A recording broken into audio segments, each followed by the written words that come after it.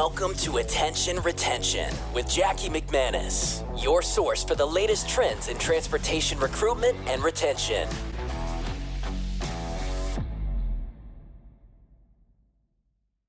On today's episode of Attention Retention, I'm absolutely thrilled to welcome Jason, Director of Recruitment from Custom Commodities Transport. Jason, thank you so much for joining me today.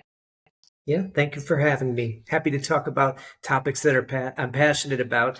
Recruiting is one, of course, retention is the other. Yes. I love retention and working with drivers to form relationships. That's really the meat of my job. I love that part of it. Relationships are absolutely key, and that's exactly why I reached out to you. You and I have known each other for a couple of years now, and after our first conversation, we immediately had the same passion about the industry, which is really great to see in our industry that is very essential, as we all know, in the overall economy. And there is a lot of marketing and media around how to treat drivers better, how do we recruit drivers, but back to your point, it really does come down to retention and how do we retain our drivers better. So I'm so excited to have you on the show. And again, thanks for joining me. But if you could start, Jason, and share a little bit with the audience about yourself and your journey to becoming the Director of Recruiting for Custom Commodities. Sure. Well, I've been recruiting forever, basically. This is actually my 30th year in recruiting.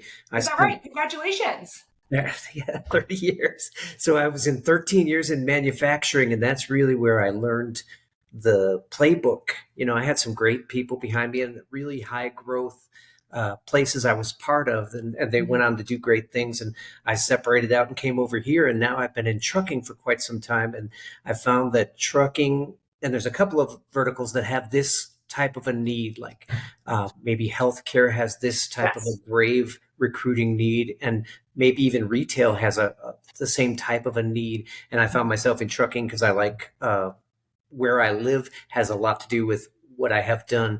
We've done some oil field trucking for the last maybe 10 years, and then come over here to do this type of trucking. And it's an essential job. The folks require good accommodations. And, you know, there have been some abuses or some not so good employment situations. And I'd like to help with that if I could, through providing the good ones at the company I work for, but then helping others to do the right thing by the people doing the job. We consider them serving their country. And, you know, we'd like it to be like, we want to honor them as serving our country because they're so vital. The trucking industry is so important, and the people doing the work are the most important piece of that. Yeah, and it, you know, it's something, you know, Jason, you know, being a recruiter for 30 years and being in the trucking space for as many years as you have been, and I've been in the space for 18 years myself. But trucking is such is the backbone of America, right? And we really, we all know that, being in the industry, but, you know, I'd say civilians or folks outside of the industry really felt that during COVID, right? Finally, we had, you know, Lester Holt from NBC recognizing truckers. And it's something that I know you and I have been talking about for years. And as we're on the heels of almost Truck Driver Appreciation, you know, week, month, many companies are celebrating on a month-long basis, which I think is fantastic. But it really does come down to how can we treat drivers better. But, you know, first I want to go into the first R on this series, which is recruitment, right? What are the more successful approaches to attracting and recruiting top talent to fit your company's culture? Sure. So what got me to the retention and relationship side of things was recruiting. I mean, I started out as a recruiter all those years, and we've realized over these last few years that the brand is something to behold. You know, it's sort of like a holistic way to look at the company. It's a perception that others have when they look at the company. There's some who used to think the brand was like a logo on the shirt or the hat or the T-shirt or something. But we're learning more that the brand is like the idea in the head of others, maybe people who don't work here yet or customers who haven't bought from us yet. And so we're looking at the brand in their eyes, how they perceive us. And most recently, we've been looking at it through all the stakeholders' eyes. Like our people are the most important stakeholder, obviously, but then they have families, which is another component, a strong component of what we're doing. And then communities, of course, we work and live in these communities that we have to be part of. The environment has been a very strong piece of the job I'm doing now because our freight can impact the environment in Yes. positive and negative ways. And then customers, of course. So there's a bunch of stakeholders that both impact the brand and that the brand can impact. And then if we can find ways to differentiate what we do for all of those stakeholders, like the family, like the community, we can set ourselves apart in a way in the perception, the brand being a perception, and that would make people think differently and so act perhaps differently when they're coming across our brand. And that's really the attraction piece of recruiting. That's how I feel at this point. Yeah, in essence, and I love what you said about the holistic approach. It's not just about posting, a job position, an open role on Indeed, especially nowadays with technology and how accessible it is to find out more about companies. Drivers may see that opening on Indeed, but they are then going to Google. They're Googling your company. They're looking at your reviews. They're looking to see if you have a Facebook page. Is it active? How are you treating your current drivers? What does that relationship look like? And it's really like a multi-prong approach. In 2019, you wrote an amazing blog on LinkedIn, and it was right before the pandemic, about your company taking this stance and having a really strong employer value proposition. Since you guys have really cultivated that over the years, do you find that you're getting more of a higher quality of driver or higher quality of candidate because of the information that you're putting out? Man, you're hitting it on the head. You're saying exactly what it is. Our recruiting ends up being the tactics that many other employers can use. We use a lot of video. We use some content marketing, but really the idea is to interrupt someone when they're going about their regular business, because the folks we're after obviously are not active job seekers. Any truck driver who's an active job seeker, there's got to be something wrong with that picture most of the They time have a anyway. couple They're not violations, and may not be ideal for your insurance reasons. Yeah. right. The guy we're looking for is not necessarily scouring Indeed or Craigslist for job openings, but they are doing other things online that we can find, where we can find them and where we can interrupt them. They're YouTubing or they're Googling Yeah. or they're Instagramming or whatever. And then if we could find a way to get a piece of content in front of them to interrupt what they're doing, but also to show some difference in what we do as opposed to someone else, then they'll say aha and perhaps look someplace else for us. And then we put these little breadcrumbs across the internet in, like you say, in videos or in blogs or in social media posts and in little clubs or Facebook pages and whatnot, where they'll find a little more information about us. And little by little, as they eat up those online breadcrumbs, they form that perception, which ends up being the brand, and it's strengthened by the content that we put out. Yeah, that's really well said. And we even find now on our end as a media agency, about 84% of the candidates that come through are actually passive candidates. They're not the active candidates that you were mentioning. They are passive. They actually may be happy with their current carrier, but folks are open to seeing what other opportunities are out there. And because of the technology that's available, they're able to do that due diligence. Also, what we find too is that even if a lot of clients have, 1 year or 2 year experience minimums, if a driver doesn't have an experience maybe 6 months ago, 6 months from now, they will. So nurturing those drivers to show them more about your company so that when they are able to have those qualifications and able to join your company, they you're the company that they think of immediately. And that really kind of ties into the next piece I want to talk about, because you and I have discussed too how important honesty is in the recruitment and communication. And so could you talk to us more about how that plays a role when you're first talking to a new recruit? Sure. So we had started out our conversation mentioning relationship and how Yeah. important relationship is with our employees and whatnot. But the sale process on the front end of this whole thing is getting longer and longer. I'm finding as we have the content out online and people are discovering us and not necessarily looking for a job, but they're forming a relationship and forming, perhaps a perception in their minds of who we are. And it may be 6 months, it may be a year, it may be a long time that they've been learning and Mm-hmm. growing their perception of us through various means, and even talking to our own folks out on the truck stops. They're forming this idea of who we are before we ever get to meet them or talk to them. And I think being upfront and honest in those means is by all means the best way to establish a meaningful relationship to start with. If you're putting on a show in your advertising or in something that's more rosy than the real picture is about the Sure. job, it's not going to fly. Of course, it's not going to fly after the guy gets hired, but that's way too late. If the guy gets hired and something turns over in 3 months or 6 months, we're talking $8,000, $10,000 ahead to do that kind of stuff. And I think that we've all decided that that's too much. That's part of what the big problem is in the industry, and why companies are going under is the cost of doing business and the cost of hiring people and people leaving and hiring more people.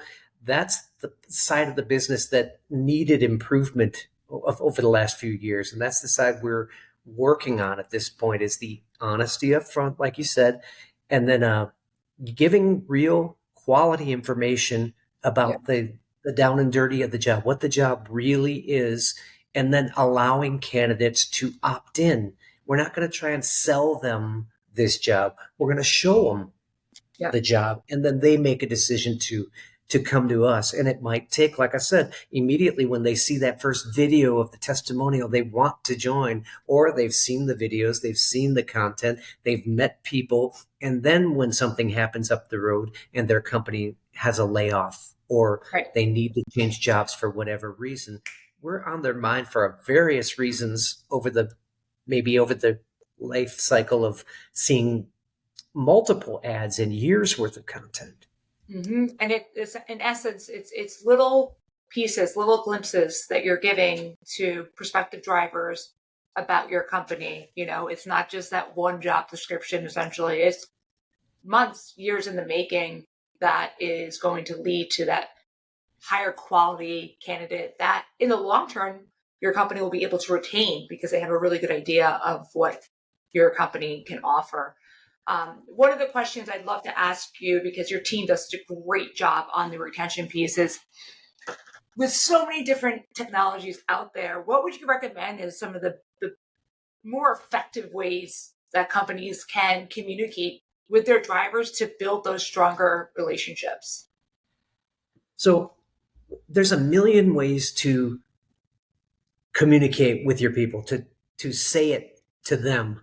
I think the more important piece is how we allow them to say it to us, the upward communication, if you will. We do two basic means of formal upward communication. One is a face-to-face meeting like this. We get all the group on a call and we sit in there. And it used to be, a couple of years ago, we would establish a topic and the safety guy would have a topic of the week and we would present something. And that's still kind of downward communication. Over the last year or year and a half or so, we've allowed them to just take it, and the drivers, we go around the room and they have something on their mind and we bring up a topic and everybody's got an opinion on that topic, and we end up learning from one another, learning from senior drivers, and management is hearing what the workforce is thinking today. It's kind of like a survey of what everybody thinks today. And we do that every week. And I'll tell you what, my CEO is sitting in the meeting and taking notes on what these drivers think about the topics, various topics. So one way is that formal meeting where we get face to face every week. And if a guy chooses to speak up in there, that's super cool. That's a bold man who can do that. We have another way, though, that's a little more kind of suggestion box, an electronic suggestion box. We use a product called Workhound, and it's a weekly text survey. We text them out a question, and they can rate their job on a scale from 1 to 10, like a net promoter score on the job. And we do pretty well on that. But then they can say whatever they want to say, as long or short as they want to say it, good, bad, and ugly, they say it. And they have no fear of retribution because it's anonymous. It goes to a separate company to come to us. And everybody in the executive group, the management group, reads every comment every week. And then we formulate a response and oftentimes an action plan to do something about what has been said. And so the two forms of communication that are upward are that face-to-face video meeting and the text communication that's anonymous. It allows everyone, every single driver, the opportunity every single week to talk to every single manager. And, we're kind of exhausting the ways to communicate. I mean, if you have anything to say, it's ready. Say it. We're listening. And I think listening is the most important piece. That is so spot on. And with carriers that have a higher retention rate, listening and building that two-way relationship is really the key to the success, because the drivers obviously are out there day to day, pounding the pavement. And they, like everyone, it's a human need. We all need a sense of connection and belonging and having that relationship, whether it's personal or through business, but a sense of belonging. And by able to take their information, take their feedback, and not only just listen to it, but create an action plan, and let them know we may not be able to address everything this week, but we are going to make steps to make it a better, take that ticket and make it a better situation. The fact that drivers are being heard, I think, is really what is the key here, because they feel heard and they're going to tell their friends and family about all the feedback that they're able to give their companies. And I'll tell you one more thing, that to get the water all the way to the end of the road, you don't just create the action plan, but then after the action plan, we got to communicate back to the entire group what we have done, what we did, because that doesn't always get to everybody. Like, we actually acted, we actually made a change, and it was based on Johnny's recommendation that he gave through the anonymous text survey or in the meeting or whatever. We made a change, and it's a result of this guy's recommendation, and so it gets contagious. And there are more people that, hey, well, my truck needs this, or my route needs this. I need this type of home time, whatever. They know that we're listening, and it builds a trust component to the relationship. And man, that is the contagion goes through and builds trust. And trust is really the kind of love units in the bank, so that when something bad happens, and something bad's going to happen, no doubt. We got truckers on the road, 300 truckers across the country. Bad's going to happen. So if we got some units in the love bank, they're going to be able to spend those rather than just cash out and go home, when something happens. And that was the old days when someone just goes to the next employer. We don't want that. We need to have enough units in the love bank so that they're going to care enough to talk about the issue, solve the issue for the next guy, perhaps even. Exactly. And make it, a better workforce and a better environment for drivers today and then drivers for tomorrow. Speaking of that, we're on the retention, phase of our podcast. And one thing that struck me recently is that you wrote an article on LinkedIn about, the high turnover our industry has, and then also framing the sign-on bonus. Let's reshape this a little bit to a retention bonus. I mean, during COVID, we were seeing, $15,000, $20,000 sign-on bonuses, and still some companies are still advertising that to this day. But I think going to the turnover, our industry is kind of accepting the fact to a degree that we have these very high turnovers. And I know you and I feel differently about that. How do you think, as an industry, we can make some tiny improvements to reduce the churn that we see today? So we all have these basic needs, and we want our work to be recognized. I think that's the third hour in your thing here. It is. Be We're just recognized. smoothly going through it. I love it.